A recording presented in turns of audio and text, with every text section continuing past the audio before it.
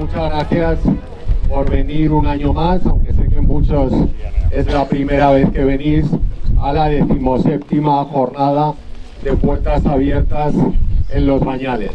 Es una satisfacción tener a tanta gente aquí en un año en el que estamos aquí prácticamente de milagro, por muchas razones, pero sobre todo porque a pesar de llevar 18 años trabajando en el territorio, como titulaba ayer en una noticia Heraldo de Aragón, ha sido la campaña más corta y con menos recursos de los últimos 17 años. Por eso la primera gratitud tiene que ir para las 4 instituciones que nos han apoyado en este año: el Ayuntamiento de Sádava, el Ayuntamiento de Biota, el Ayuntamiento de La Llana y finalmente el Gobierno de Aragón, al que se había invocado en muchas ocasiones aquí para que apoyara los trabajos en el yacimiento, y este año ha permitido que un equipo excelente de 3 restauradoras, que luego presentaré, haya consolidado el decumano que vais a poder recorrer con ellas y muchos otros puntos del yacimiento arqueológico de Los Bañales. Por cierto, el proyecto arqueológico romano más longevo ahora mismo en activo en Aragón, y como nos recordaban ayer responsables también del Gobierno de Aragón, el único plan de investigación en activo. Todo lo que hay por ahí son otro tipo de actuaciones arqueológicas, todas muy interesantes y dignas, pero la única que tiene ese título y en la que se hace investigación de verdad es en Los Bañales. Este año vais a ver pocas novedades. Eso se debe a 2 razones. La primera, que la Dirección General de Patrimonio del Gobierno de Aragón nos pidió menos excavación en área y más consolidación. La segunda, la escasez de recursos. Otros años nos acompañaban aquí una 20ª de estudiantes. Este año los hemos tenido, pero solo hemos podido acogerlos durante 2 semanas y nos hemos quedado prácticamente 12 apóstoles para el tramo final de esta última semana, desde el día 20 hasta hoy. Estudiantes que además, lo sabéis porque lo habéis leído en nuestras redes sociales y en prensa, han llegado desde Hong Kong, China, California, Boston, Londres, Holanda, Polonia y distintos rincones también de España, acompañados también, alguno hay por ahí, de adolescentes a través del programa Arqueólogo por un Día que organiza la Universidad de Navarra. La tercera razón de que la campaña en resultados haya sido un poco más exigua se debe a que lamentablemente cuando llegamos aquí a comienzos de junio, el aspecto que presentaba el yacimiento era vergonzoso.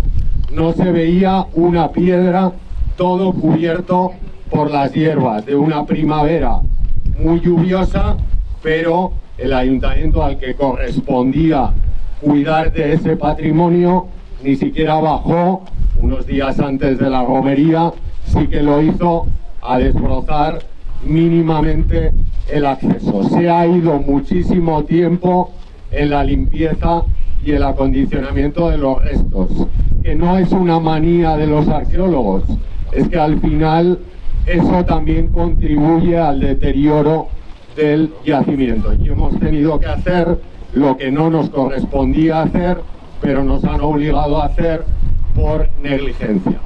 En ese papel quiero destacar el trabajo de Pablo, de Bernard y también de David, que han hecho la parte más fea del trabajo arqueológico, que es quitar hierba, remover los limos que se han acumulado en los últimos años y garantizar que esta gran ciudad romana que fue Los Bañales luzca en el aspecto en el que hoy la vais a encontrar. Lógicamente, ante unas circunstancias así, como decía al principio, tener un año más de excavaciones, el 17º, es todo un éxito, y reunir aquí a más de 350 personas que estáis, pues me parece que también es un éxito y vuelve a demostrar el tirón que este yacimiento tiene para el desarrollo de la comarca de Cinco Villas. Antes de explicar cómo vamos a organizarnos en la mañana, que además, bueno, pues tenemos una buena temperatura, no hace mucho calor, con lo cual podemos alargar sobradamente el tiempo que vamos a compartir. Sí quisiera subrayar algunas novedades del equipo que se han producido en este año. Los que sois asiduos sabéis que veníamos trabajando con Juan José Vienes, que había sido el director técnico del proyecto desde el año 2009. Juanjo lo anunció aquí hace un año, se ha jubilado durante este curso académico y hemos incorporado al proyecto, está aquí a la izquierda conmigo, a María García Barberena, que es arqueóloga, hizo la tesis doctoral bajo mi dirección y que pese a su juventud, pues bueno, ha trabajado intensamente en las excavaciones arqueológicas en la ciudad romana de Pompelo, la actual Pamplona, que guarda mucha relación viaria, histórica, institucional y probablemente también de tipo cronológico con la ciudad romana de Los Bañales. Ella os explicará los sondeos que hemos hecho junto al canal de evacuación de agua de este gran decumano que estamos nosotros pisando y que estáis contemplando la mayoría de vosotros. También se han incorporado al equipo las 3 restauradoras de las que hablé anteriormente, Sonia, Alba y Julia, que bueno, pues se han incorporado porque Miriam Tomás, que trabajaba con nosotros, también este año pues bueno, ha encontrado otro trabajo y bueno, pues hemos tenido que conformar un equipo nuevo.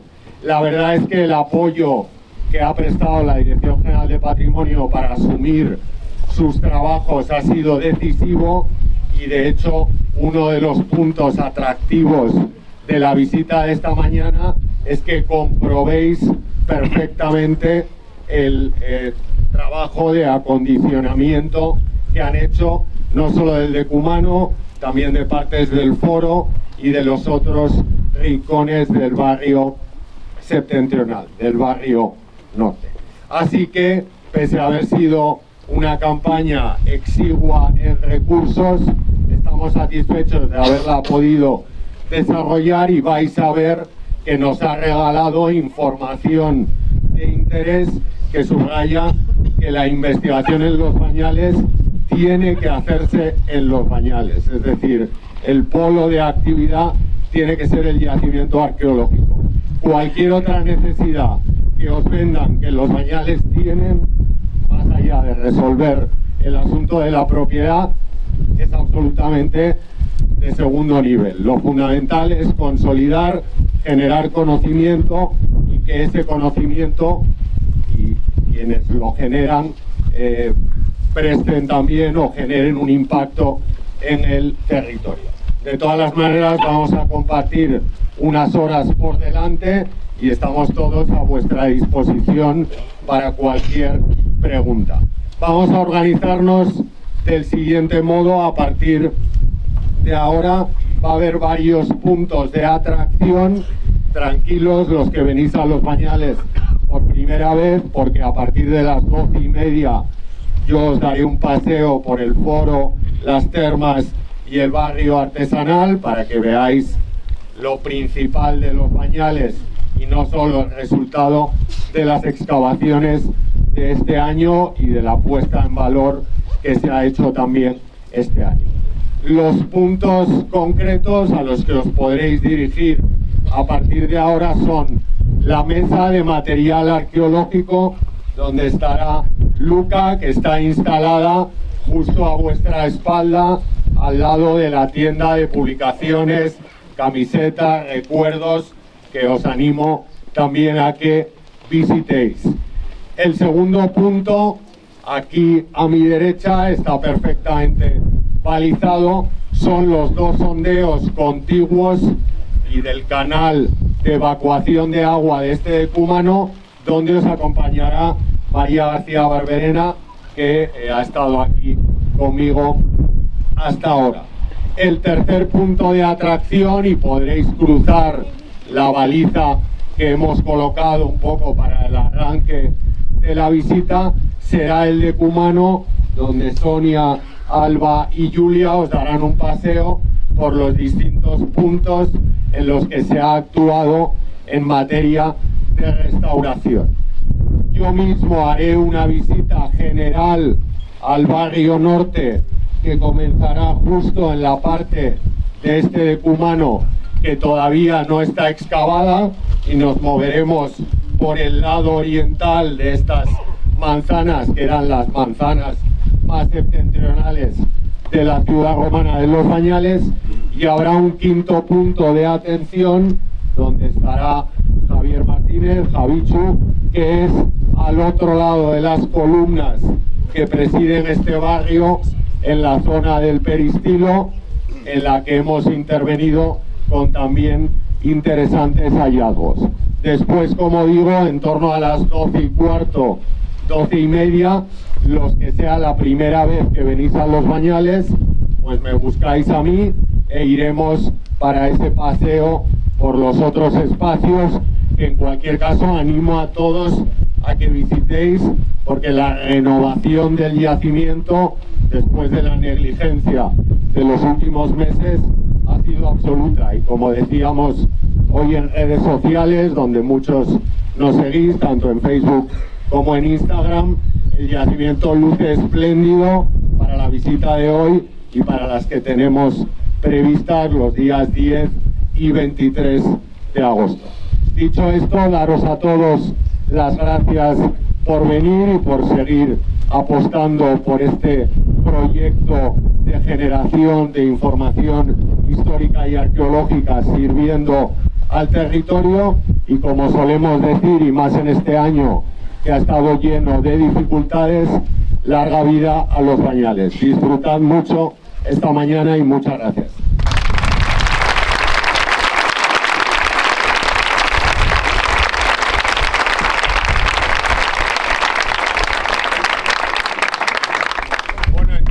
Ahora os podéis ir distribuyendo, hay tiempo para todo, unos con Luca, otros con Julia, Alba y Sonia, otros con Javichu, otros con María y otros conmigo, ¿vale?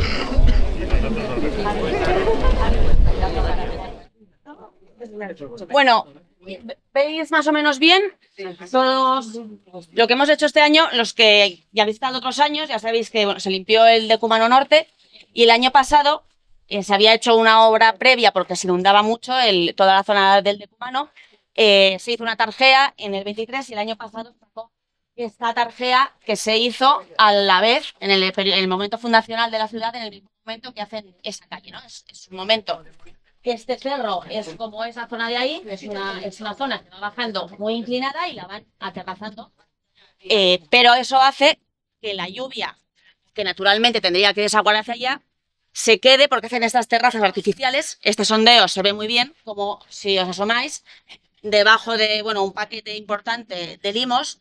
Hemos localizado un nivel muy potente de encachados de prácticamente 80 centímetros, con lo que crean esta superficie horizontal que es artificial, ¿no? Cogen la roca natural que se ve al fondo del sondeo, que tiene un corte. De hecho, cuando os asoméis veréis que en una zanjita que queda en el extremo oeste, ahí, si metiendo una varilla, baja más de 1 metro. Entonces ahí la roca hace, para que os hagáis una idea, un poco esa misma formación.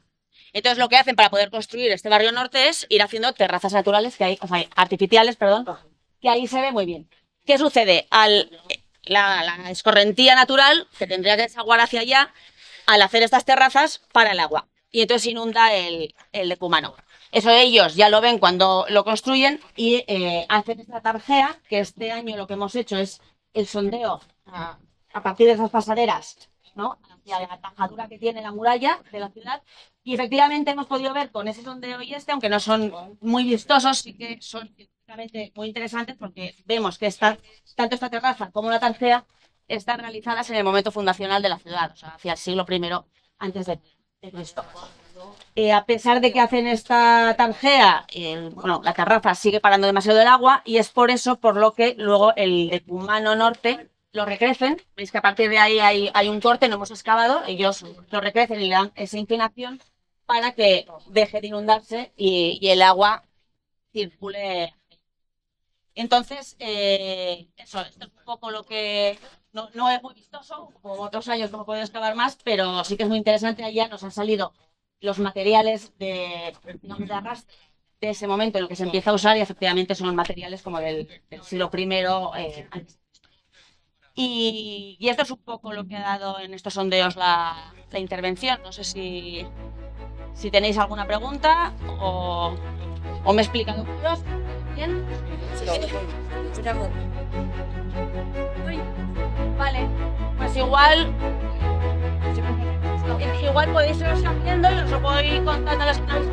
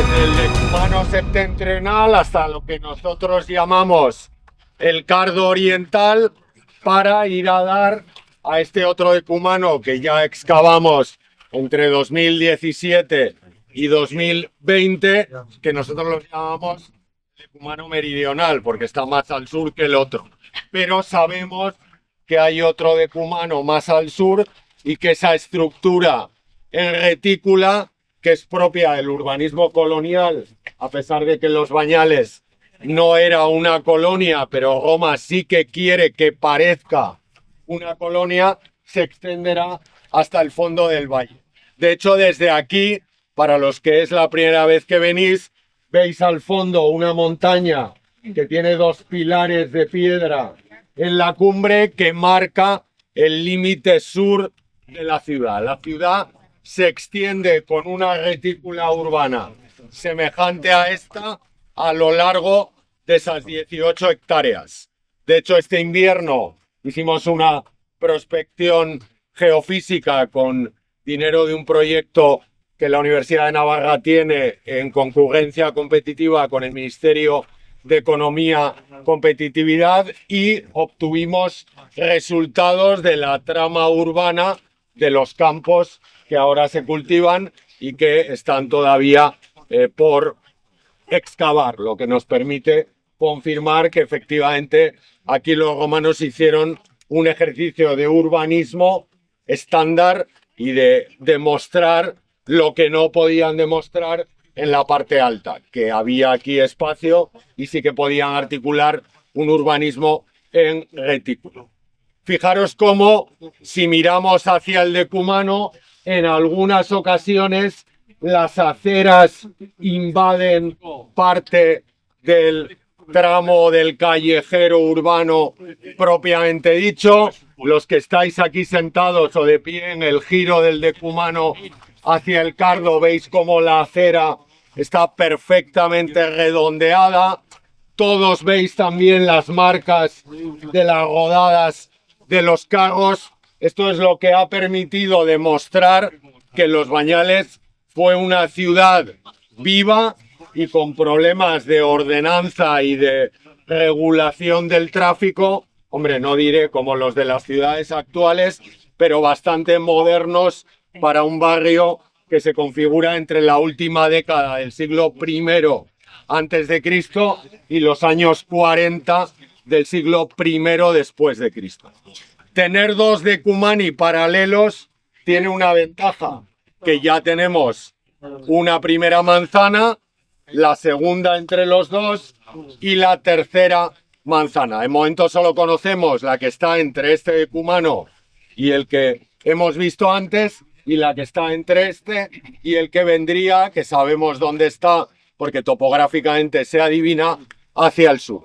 Y eso nos permite ver usos del suelo diferentes. Entre este decumano y el que hemos visto primero, en origen hubo un gran centro de producción. Ya sabéis que la ciudad romana de Los Bañales se está convirtiendo en los últimos años en el centro con mayor atestiguación de lagares de producción de vino de toda la Tarraconense. Uno de los ámbitos donde constantemente, este año además con el apoyo del Ayuntamiento de Biota, y organizaremos en septiembre una visita allí, hemos podido avanzar en el estudio de uno de ellos, el lagar de la Figuera, y probablemente esa producción se volvía a la ciudad y desde la ciudad se difundía.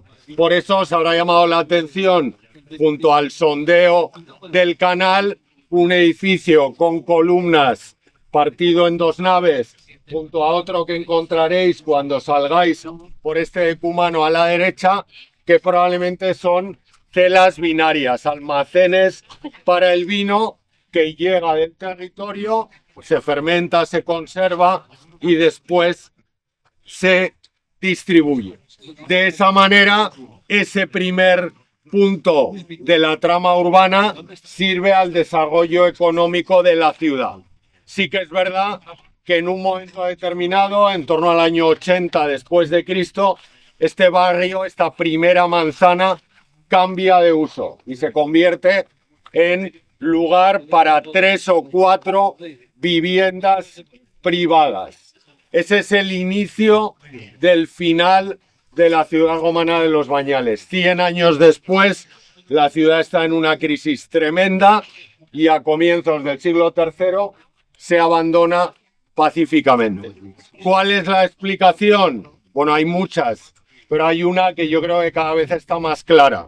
Esta ciudad nace porque el emperador Augusto quiere que sea el centro de abastecimiento a las legiones de Augusto que están construyendo la vía Caesar Augusta Pompelo, un destacamento desde Caesar Augusta a Pompelo, otro desde Pompelo a Caesar Augusta, abastecidos desde el punto equidistante todavía hoy de las dos ciudades, que es Los Bañales.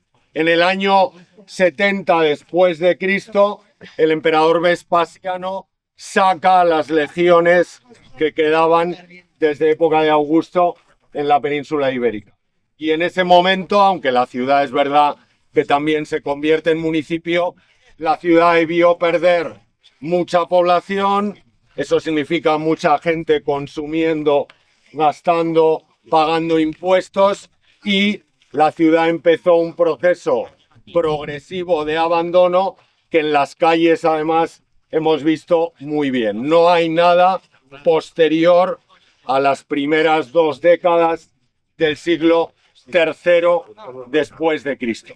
Sigue viviendo gente, hasta ese momento, pero en cierta medida esas invasiones del callejero urbano, esos restos de basura, las famosas ostras que veríais en los medios que hemos encontrado sobre aceras y sobre el firme de la calle, demuestran que la ciudad ha muerto y que ya no hay un sistema de limpieza y de saneamiento como era propio de una ciudad romana. Sí, esta manzana sí que cambió de función, de ser un centro productivo y de almacenaje a ser un centro residencial. Esta que tenemos aquí, que sepamos, no cambió desde que se establece este urbanismo aquí de uso en ningún momento. Fue la base de una domus, de una vivienda unifamiliar, que solíamos llamar, por este pequeño peristilo que hay aquí, la casa del peristilo, pero que ya no es de un único peristilo, tiene dos, y resulta que el que ha aparecido este verano, que ahora os explicará Javichu, es bastante mayor que el que nosotros, en concreto Antonio Beltrán, que excavó este pequeño ángulo, teníamos controlado.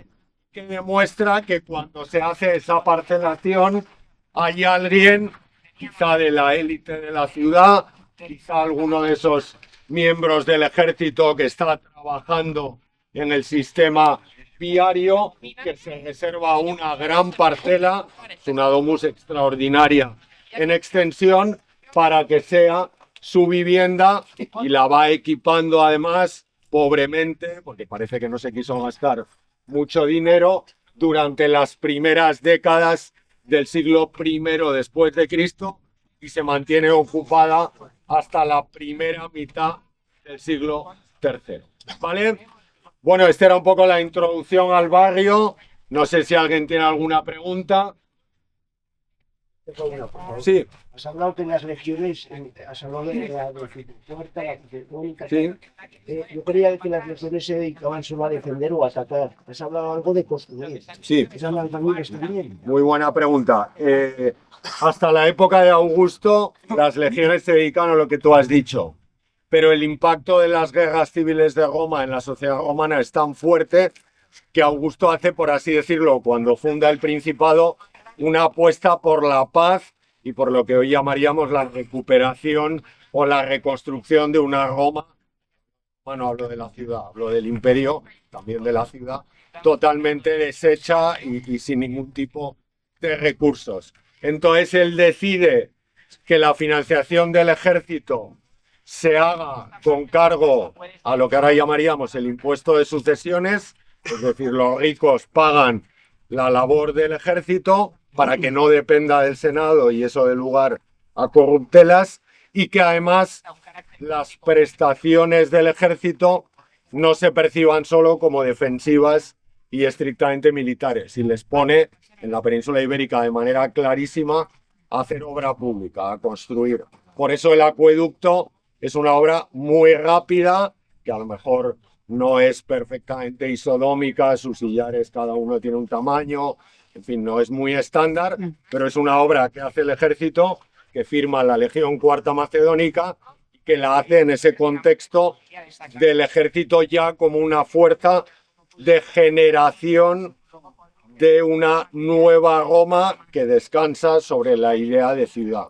De hecho, el foro probablemente se funda sobre o con los pedestales de los hijos adoptivos de Augusto, que probablemente los erigen miembros del ejército que tienen conexión con lo que está pasando en la administración romana, digamos, en la capital. Por eso esta ciudad es una ciudad que glosa muy bien los valores del Principado de Augusto, como la glosa también obviamente Caesar Augusta, que al final es la ciudad de Augusto, la única a la que le dio el nombre, su nombre, en todo el imperio. Pero bueno, Caesar Augusta tiene los problemas de conservación que tienen las ciudades superpuestas, y aquí tenemos una oportunidad histórica, que es una ciudad que sirve a la ideología de Augusto, que se entronca perfectamente en momentos muy concretos, lo podéis ver en el Museo de la Llana, de la historia de Roma, y que resulta sorprendente que esos momentos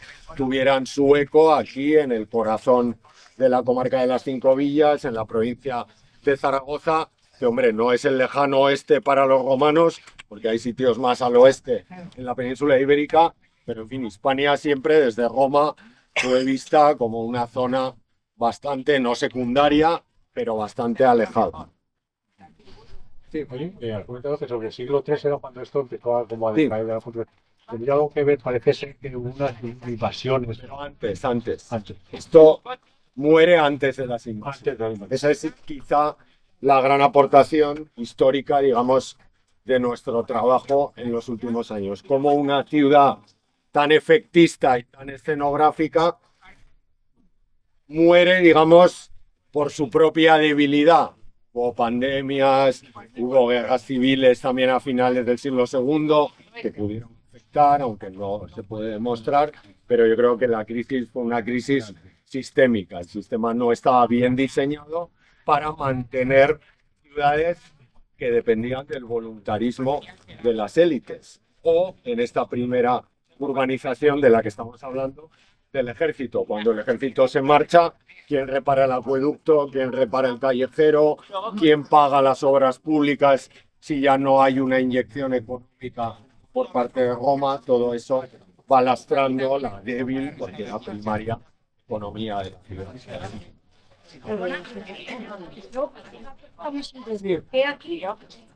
Bueno, lo dije antes. Primero, porque ya había una ciudad prerromana y los romanos no suelen cambiar la posición de las ciudades. Ya cuando iban a fundar una ciudad, mataban un animal del entorno y miraban la arteria de los etruscos si tenía alguna enfermedad, si se había alimentado bien, porque si los animales vivían mal, nosotros aquí no nos vamos a quedar. Aquí no tuvieron que hacer eso porque había desde el siglo V una ciudad en lo alto que tiene un control territorial extraordinario al Valle del Ebro, al sistema ibérico, al Pirineo central y al occidental. Esta es la primera razón. Y la segunda, que es la que explicaría el despegue en la época de Augusto, finales del siglo I antes de Cristo, es que está a 100 kilómetros del punto de salida y del punto de llegada de la vía que va a poner en conexión el Valle del Ebro con el Cantábrico, el Valle del Ebro con el Pirineo y a su vez el Mediterráneo con el Cantábrico. Ese eje Ebro-Pirineo que tanto se habla, todavía hoy es un invento, como tantas otras cosas, del emperador Augusto y de Roma. Dos preguntas que están así un poco conectadas.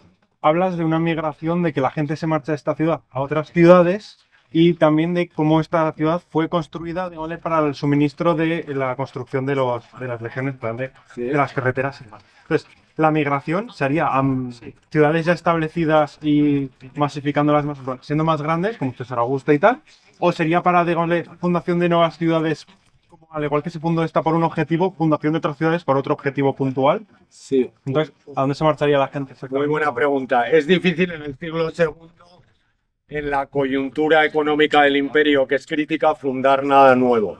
De hecho, las pocas ciudades nuevas que se fundan, Leptis Magna, por ejemplo, por Septimio Severo, Itálica, ¿no? Por la Patria monumentalizada por Adriano, son ciudades con un mecenazgo detrás como muy potente y muy específico.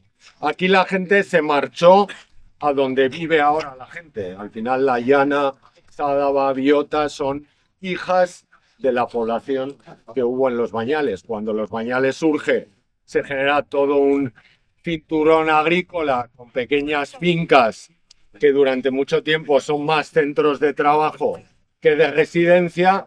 Cuando la ciudad empieza su declive, se convierte más también en centro de residencia y es allí donde se marcha la población. Obviamente hay ciudades próximas, parece que hay lazos entre los carenses y los habitantes de Los Bañales, lazos, digamos, familiares, y puede ser que algún bañalense recalara en Cara, en Andelo, Santa Cruz, en Segia. No lo sabemos porque no tenemos inscripciones suficientes, pero lo normal es que fueran a vivir al campo, donde la vida también era más económica.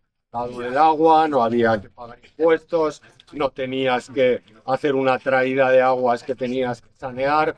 Es ese fenómeno que no se da en todas partes, pero aquí sí, ruralización del mundo romano, ¿no? De hecho, en la excavación de la Figuera en Biota, ayer salieron dos monedas, una visigótica y otra del siglo IV. En época del siglo IV en los bañales no hay nadie. En época visigótica sí que hay una reocupación de la parte alta del Fuello. Pero eso demuestra que el territorio seguía funcionando y que la ciudad ya era un recuerdo de lo que fue.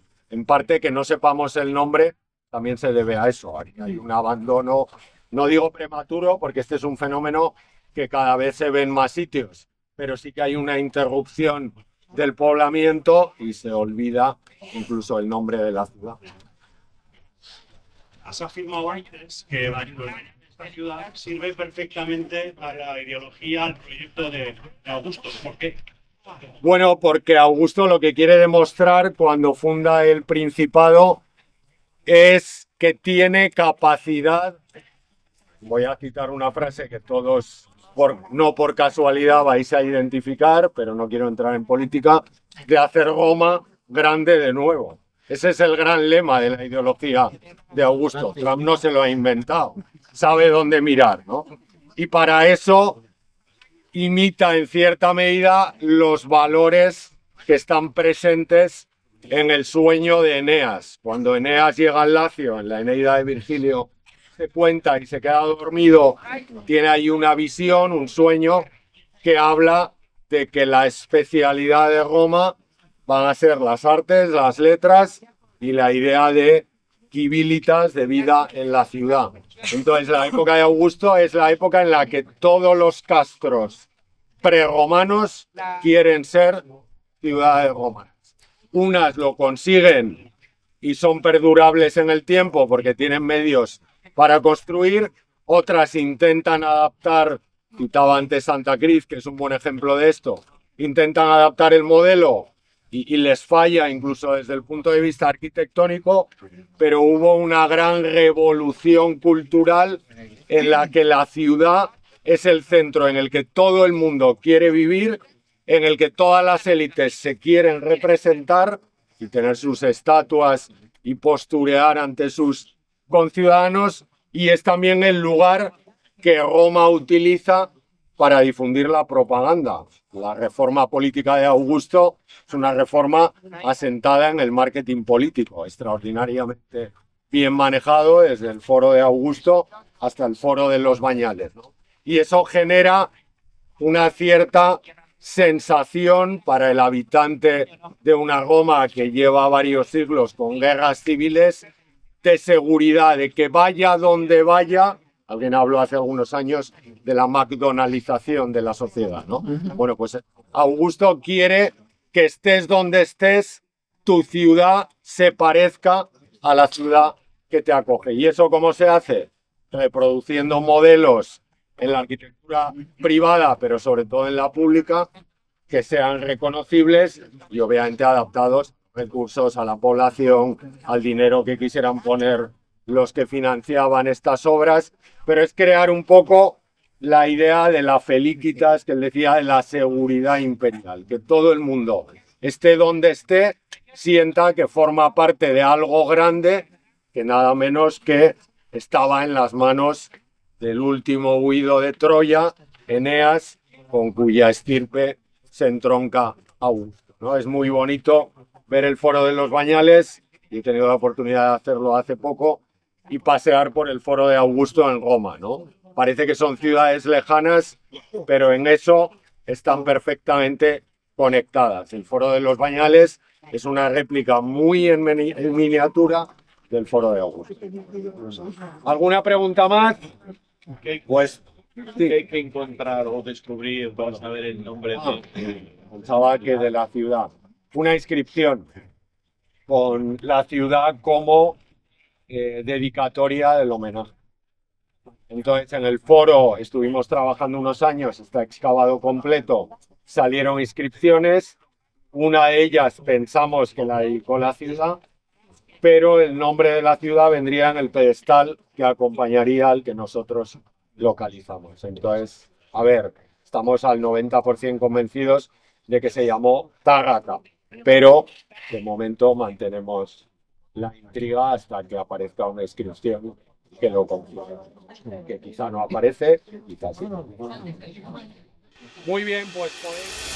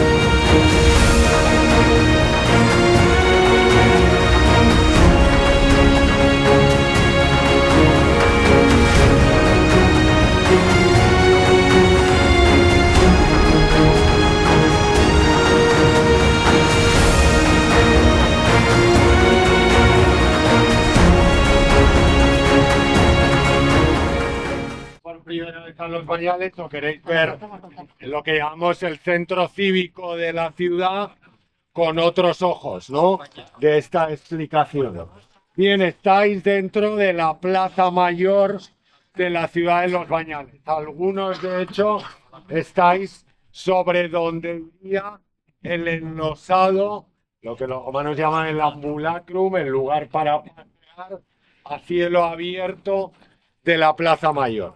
Plaza Mayor que es la única completa excavada en Aragón, pero no todos son haberes, la más pequeña de la Hispania romana. Tiene una superficie de lo que es la plaza bastante reducida, probablemente porque algunas de las funciones propias de la Plaza Mayor de una ciudad, una, por ejemplo, reunirse cada año a elegir a los magistrados, es decir, votar, estarán en los aledaños del foro que todavía no hemos podido excavar.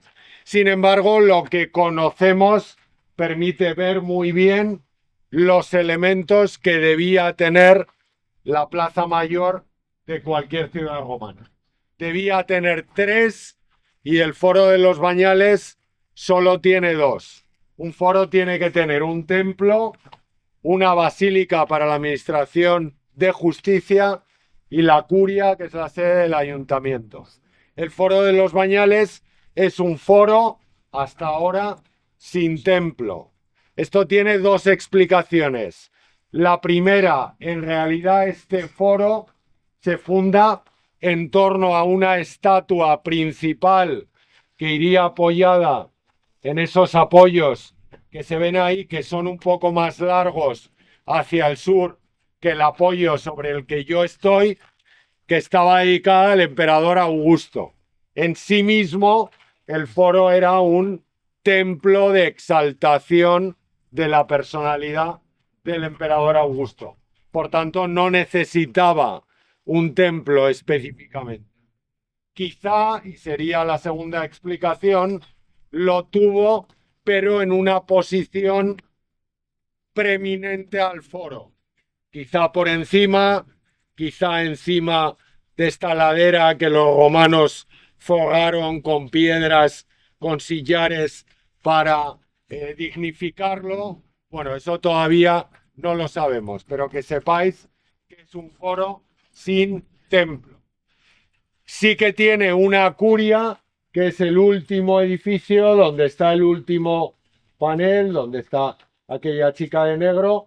Ahí se abre el espacio de la curia y tendría una basílica alojada sobre la estructura partida en dos naves del lateral izquierdo de la plaza, una estructura de la que conservamos la planta inferior, que llamamos criptopórtico, pero que sostenía un edificio accesible desde la propia plaza, que era la basílica, para la administración de justicia. El foro, además, tiene que tener dos elementos que se repiten en la arquitectura romana y que son muy de la época en la que este foro se construye. Dos o tres. El primero, tiene que estar en un lugar prominente del caserío de la ciudad. Hombre, lo podían haber subido más arriba, pero no debían tener una estructura suficiente como para alzar el foro y como para proyectarlo hacia el sur, hacia el paso de la vía que da sentido a esta ciudad y de la que hemos hablado anteriormente. De hecho, cuando hicimos la excavación del foro en la última campaña, 2018 yo creo, hicimos un sondeo en la plaza del foro para ver si había evidencias de algún altar o de algún templo, y lo que encontramos fue algo parecido a lo que habéis visto en uno de los sondeos de este verano. Un gran podio, por eso el Puello se llama como se llama, este monte, Puello deriva del latín podium, ¿no? Un gran podio sobre el que asentar los edificios de la plaza, ganando incluso ladera a la ladera natural del Cerro del Puello, que no tenía una superficie apta para extender los edificios del foro. Y por eso lo colocan aquí, por encima de todo el caserío de la ciudad, que se extendería por el fondo del valle. Segundo elemento, tiene que estar en un cruce de calles. Veis una calle en el límite norte del foro, que es la que sube hacia la parte alta. Como es una calle este-oeste, es un decumano, y probablemente viene desde el barrio norte, o vendría, un cardo, una calle norte-sur que da acceso al foro por una entrada con 4 apoyos que configuran una fachada en arcos para pasar del decumano a la plaza. Los que sois de la zona o estáis más familiarizados con los Bañales, sabéis que hay un dibujo del año 1610 de un viajero portugués, el famoso autor del mapa de La Baña, porque estamos hablando de Juan Bautista Labaña, que dibuja el mausoleo de los Atilios de Sádava, los pilarones del acueducto y un arco de triunfo, como se suele decir. Bueno, pensamos que el arco que Labaña dibuja es uno de los 4 vanos, de las 4 puertas que por el norte daban acceso al foro y que se conservan pequeñas bases molduradas que luego cuando salgamos os enseñaré. Y la tercera, el foro tiene que tener una buena orientación solar para, como es el espacio, sobre todo en la plaza, que está a cielo abierto, en el que se pasan más horas, pues que tenga la mayor insolación posible durante el mayor número posible de horas. Y por eso el foro de los Bañales, y en parte también la ciudad romana, tiene una orientación sureste que viene muy bien para que enseguida el sol, en cuanto empiece a subir, la zona de plaza esté más o menos caldeada. Curiosamente, el hecho de que la plaza sea pequeña se compensa con que los porches que hay en el lado norte y en el lado occidental no sean porches simples, sino porches dobles. Si os fijáis, hay un porche en este lado, se accede desde la plaza, como también al pórtico norte, por una escalinata de 3 peldaños, y uno se encuentra un vial del pórtico y otro vial en la parte trasera, con columnas apoyadas, lo veis ahí, sobre distintos pilares, y en los espacios entre columnas, basas molduradas para colocar estatuas. En este caso, estatuas pedestres, en este otro que hemos recompuesto también en los trabajos de acondicionamiento estos días. Veis que es un pedestal un poquito más alargado, probablemente estatuas ecuestres. ¿Por qué el pórtico es doble? Porque vivimos en una zona de clima extremo, mucho calor en verano, mucho frío en invierno. La forma de combatir eso es que haya un porche mayor, porque raro será el día, más allá de la primavera o del otoño, que nos apetezca estar por la plaza, y haremos vida de encuentro, de socialización, probablemente de escuela también, en los pórticos del foro, que es por eso que son dobles. ¿Cómo es la geometría de la plaza del foro? A la cota un poquito por encima de la que estáis pisando, ese abandono temprano de la ciudad, lo sabéis bien los que sois de aquí, convirtió Los Bañales en una cantera a cielo abierto durante siglos, hizo que se expoliara todo el enlosado de la plaza del foro, que nunca hubiera sido de tierra, ni siquiera de tierra batida, porque es el edificio de mayor dignidad. A lo mejor no hay que embaldosarlo en mármol, que no fue el caso, ¿no? Pero sí con losas de arenisca. Esa plaza pierde una parte de su superficie en beneficio de una serie de apoyos como este, que salen hacia el sur. Este, que es el que mejor conservamos, de los otros hacia la basílica, hacia el este, solo tenemos pequeñas cimentaciones. Encima de esos apoyos vendría un pedestal de esta altura con una inscripción y una estatua ecuestre encima. 5 pedestales ecuestres dignificando la fachada norte de la Plaza del Foro y proyectando su imagen hacia la vía.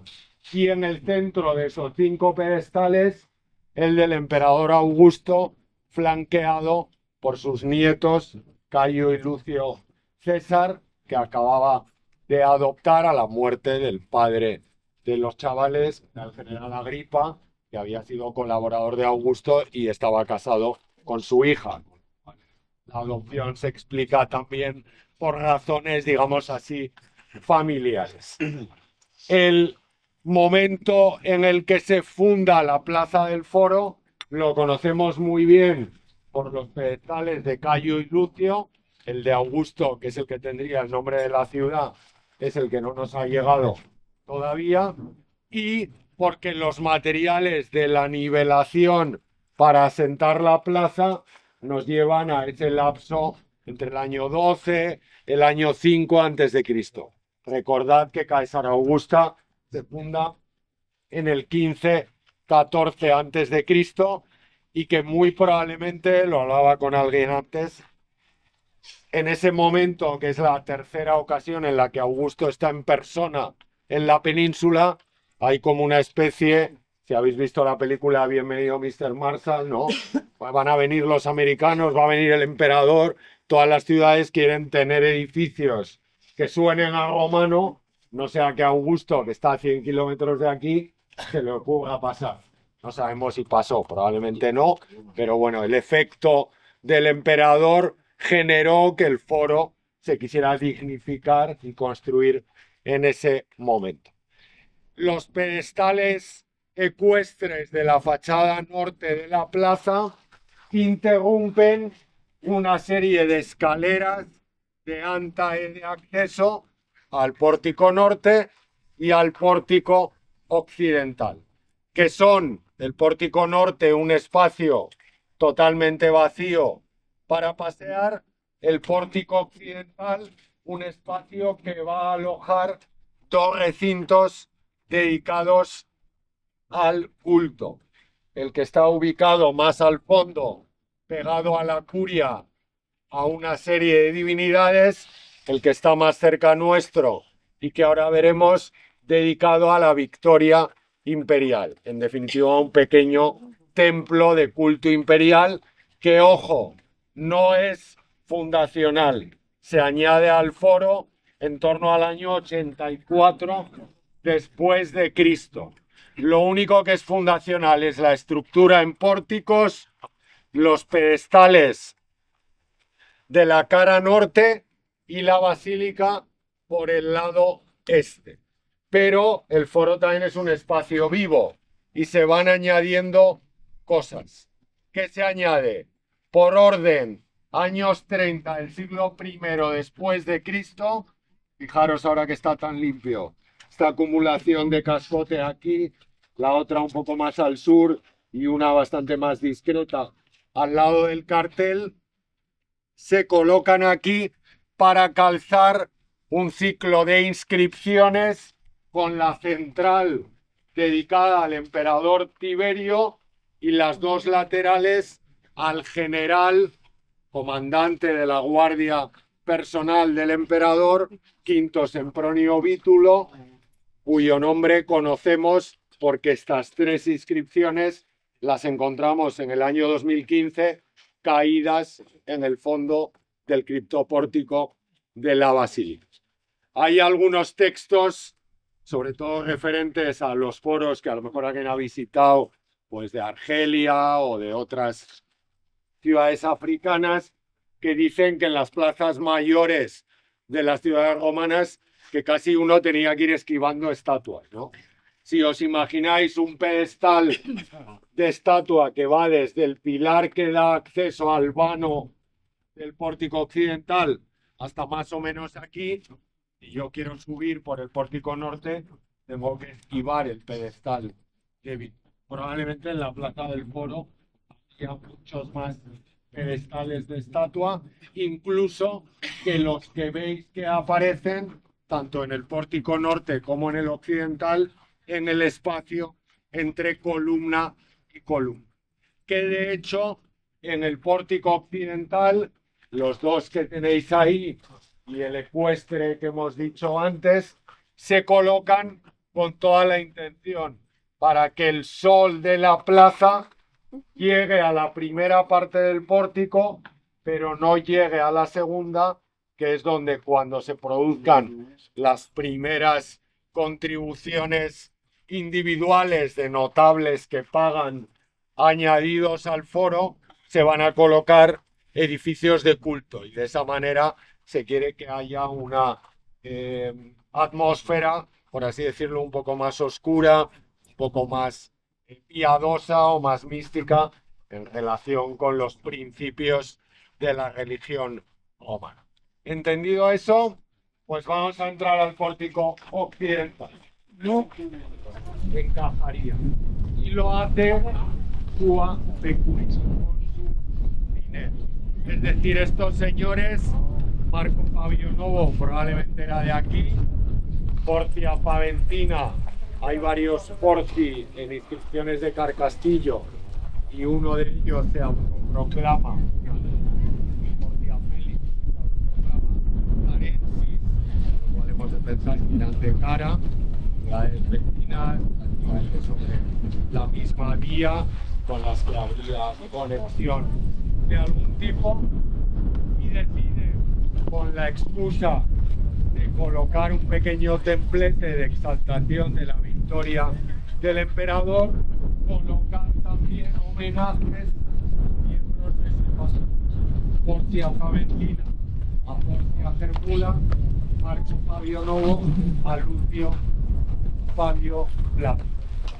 Si os giráis y miráis a la plaza, veis además que este recinto más o menos está en el eje, un poquito hacia el sur, en el eje de la plaza del Foro.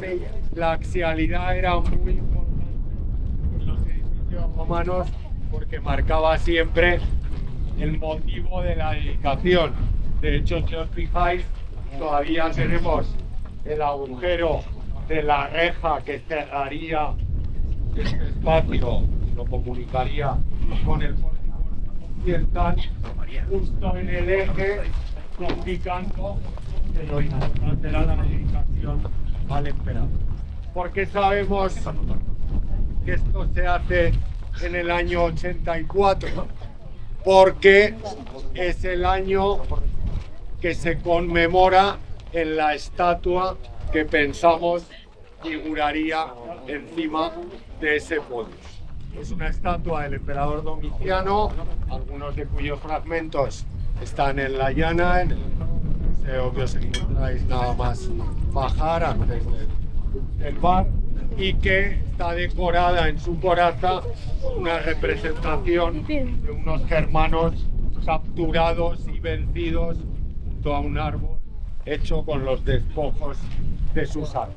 Esa estatua no apareció aquí, que aparecieron las inscripciones y en la parte superior del podio el anclaje de las inscripciones de las estatuas, pero aparecieron tiradas por la ladera, un momento de la historia de la ciudad en que estas estatuas ya no representaban nada y eran solo mármol reciclable que interesaba trocear y probablemente en un horno convertir en cal para enlucir cualquier pared. Durante varios años tuvimos ocasión de encontrar pues, el mayor conjunto escultórico humano que tenemos en Aragón, prácticamente en este territorio, en las la excavación de Santa Cruz y los Bañales.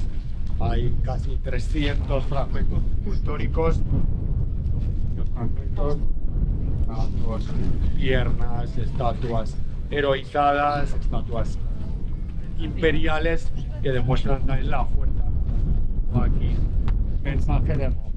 Pensamos que esa coraza de germanos vencidos se relaciona con la victoria de Domiciano sobre los germanos en el año 84 después de Cristo.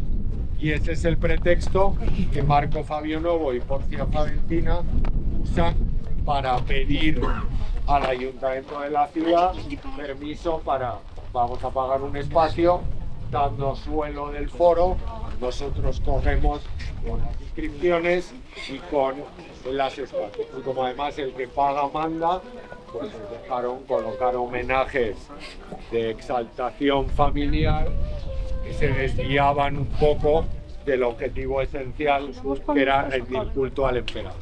De hecho, debieron gastar mucho porque el mármol de la estatua de Domiciano, que podemos suponer que quizá también de las que acompañaban al emperador, era un mármol de Carrara, de la misma veta de la que tuvimos delante. Volvería más tarde David, Carrara, el ordinario, que a los Fabios y las Porcias pues debió costar una fortuna. El ayuntamiento local no les dejará colocar unas estatuas de miembros de su familia. La disposición también es muy singular. Las mujeres, las dos Porcias, flanqueando la imagen imperial y los varones en los extremos. ¿Vale? Pasamos en el tiempo 20 años más.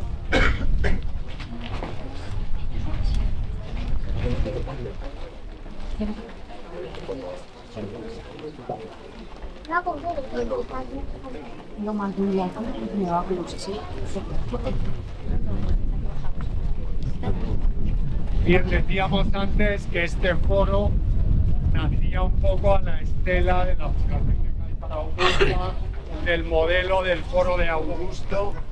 Bueno, y eso también se ve en los distintos añadidos.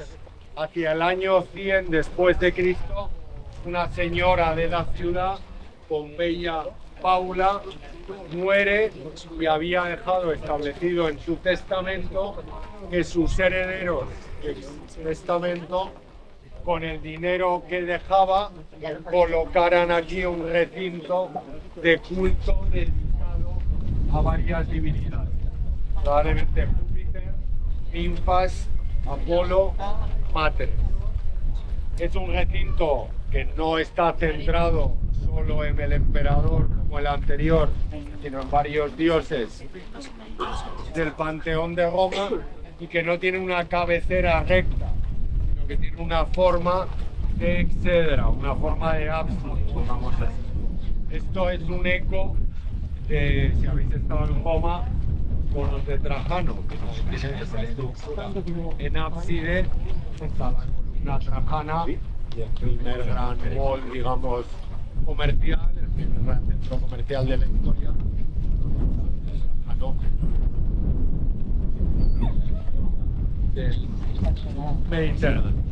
Lógicamente, frente a las otras inscripciones que están completas, aquí veis que las réplicas que hay delante de los originales están in situ envueltos, en ambos casos, por un cajón de madera. Se habían borrado intencionalmente algunas letras y de hecho se había marcado con cruces alguno de los pedestales. Probablemente hubo un intento de exorcizar, de sacralizar a la cristiana, un espacio sagrado pero pagano. Entonces no se tocó el nombre de la editante porque formaba parte de la memoria de la ciudad, pero se martilleó la primera línea de las inscripciones, y ese martilleo lo que pretendía era borrar el recuerdo de esa ciudad.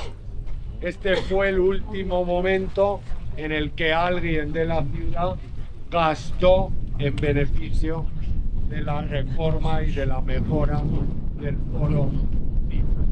Prueba de que a partir de ese momento lo que no avanza retrocede y la ciudad va perdiendo progresivamente capacidad económica, a la vez que la pierden también los miembros de sus. El último espacio que tenemos aquí, el más meridional del recinto del foro, si os fijáis, tiene una peculiaridad, y es que cuenta con los muros más potentes y gruesos de toda la estructura del foro. Este también está al otro lado. ¿Por qué? Porque este es el lugar donde reside la autonomía de la ciudad, es la curia del foro, el ayuntamiento. Tendría una estructura parecida a un templo, con un pequeño vestíbulo en el cajón rectangular que veis en la parte baja, una escalinata para ponerse a cota del suelo, que aquí se ha perdido en gran medida, dos bancos a cada lado para 15 personas en cada lado, dos sillas en el eje para los dos alcaldes, que la hacía en época romana como el consulado era colegiada, que presidían la sesión en la que debían tomar parte un mínimo de 60 concejales. Y ahora hay municipios que tienen dificultad para hacer que complete 4 concejales. Imaginaros, para una ciudad como esta, de 2.000 personas, tener año a año 60 concejales, no cobraban, que se esperaba de ellos que gastaran en beneficio de la ciudad. En los momentos de dificultad la gente escapaba, aunque solo fuera para que no le cogieran para las listas, digamos, electorales. Y eso también es la muerte cívica, por así decirlo, de la ciudad, ¿vale?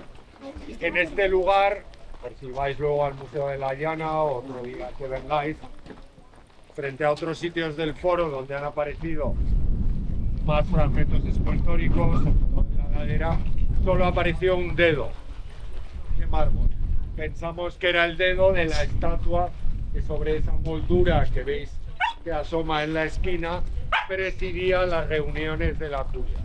Solo puede ser el dedo del genio del municipio, digamos la divinidad protectora del municipio, o el genio del emperador que concedió a los bañales el estatuto del municipio, que es Vespasiano. Pensamos más bien, por una serie determinada de razones, en lo segundo que en lo primero. Pero es el único elemento escultórico que, pese a ser un dedo, un tamaño un poco mayor que el natural, pues es bastante loco. Desde aquí, si miráis hacia el frente, veis muy bien el muro de contención del suelo de la plaza, que nosotros prolongamos en su día con aquellas maderas, y una serie de salientes hacia el sur, que son los contrafuertes.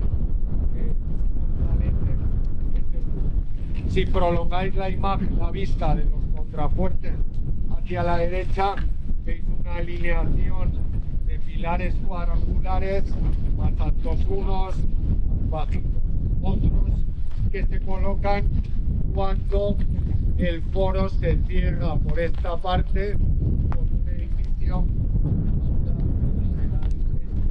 donde estaba ubicado la basílica.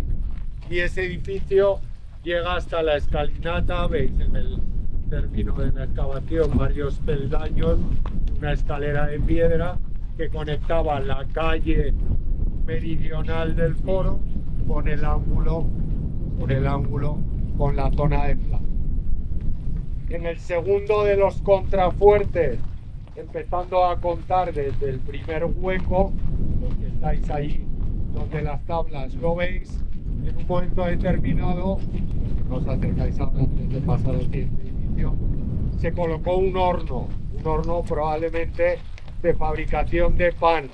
Para colocar ese horno se ha tenido ya que arruinar el edificio que cerraba el foro por el sur, y probablemente los concejales que se reúnen aquí o ya no se reúnen o les da todo igual, porque no tiene mucho sentido que autorizaran instalar un horno con una bóveda de cerámica que echa el humo delante de esa fachada de 5 estatuas imperiales relacionadas con la casa imperial, la central de las cuales es la del emperador Augusto.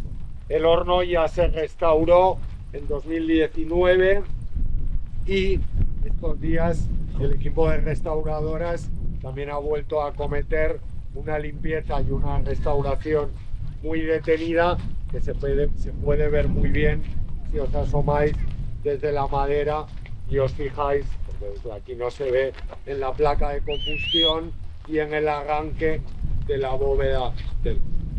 ¿Alguna pregunta hasta aquí? Pues entonces vamos a dirigirnos a las termas, que es el edificio con cubierta que tenemos en diagonal.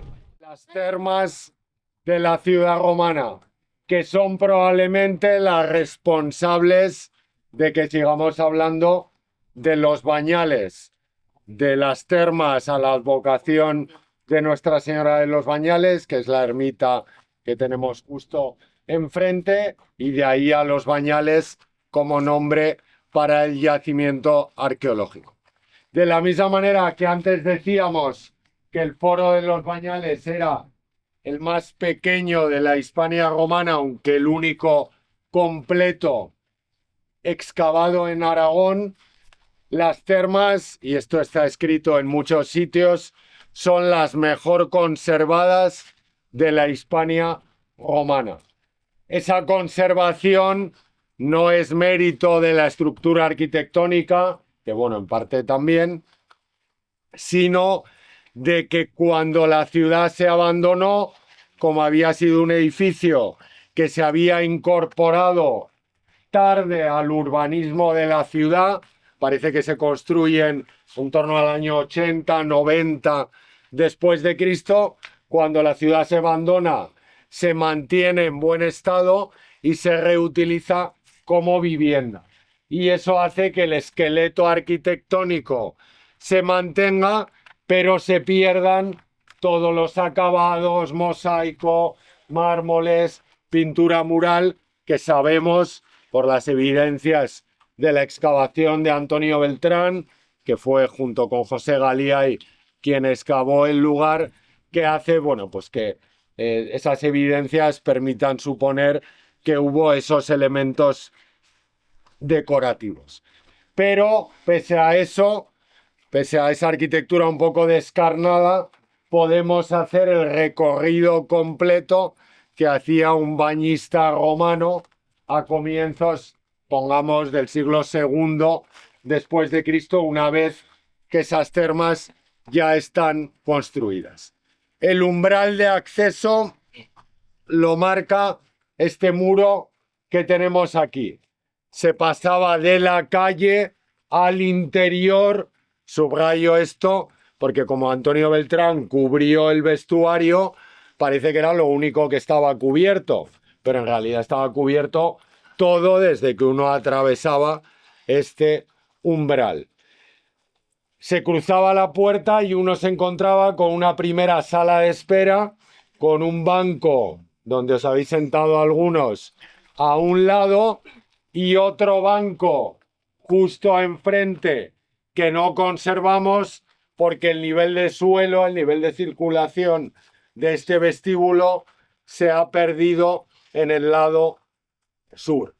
Pero tenía que haber ahí un banco y había también desde este primer vestíbulo, girando por un arco que vendría aquí, acceso a las letrinas, los retretes de las termas, que también serán accesibles desde la última sala del circuito de baños. Pero uno está esperando en el primer vestíbulo, quiere pasar al servicio, pasa y vuelve al vestíbulo. Como son unas termas pequeñas, habría unas 50, 60 personas a la vez, no basta con un primer vestíbulo. Hay aquí un cuerpo de escaleras que conduce a un segundo vestíbulo, que es este que tenemos aquí. De nuevo, con un banco en ángulo y que se dirige a esta habitación debajo de la bóveda, que es clave para el funcionamiento de las termas y que si os acercáis os explico.